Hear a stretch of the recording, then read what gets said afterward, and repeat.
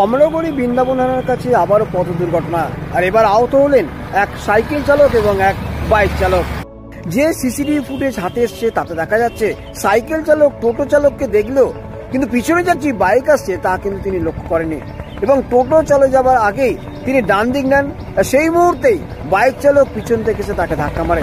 এই ঘটনায় ছিটকে পড়েন সাইকেল চালক এবং বাইক চালক। ঘটনায় আহত হন দুজনেই। এরপরই প্রশ্ন উঠতে শুরু করেছে যে সাইকেল চালকের সামান্য ভুলের জন্য একজন বাইক চালক ছিটকে পড়লেন রাস্তায়। বিভিন্ন সময় দেখা যায় টোটো চালকদের ভুলভ্রান্তি ধরা পড়ে, বাইক চালকদের ভুলভ্রান্তি ধরা পড়ে।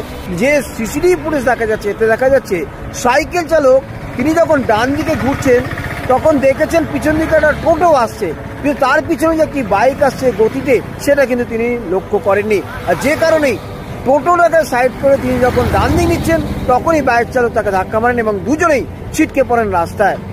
বিভিন্ন সময় জয়পুর এবং ঝিকিরা এই সমস্ত রাস্তা বা জয়পুর সাবগাছতলা এই সমস্ত রাস্তায় দুর্ঘটনা ঘটছে। বারে বারে প্রশ্ন উঠছে বাইক চালকদের ভূমিকা এবং টোটো চালক সহ বিভিন্ন যানবাহন চালকদের গতির কারণ।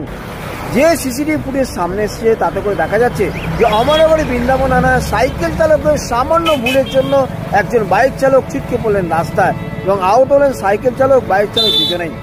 ঘটনার পরে প্রশ্ন উঠছে চালকদের সচেতনতা নিয়ে। কল্যাণ অধিকারী, আমতা 24/7।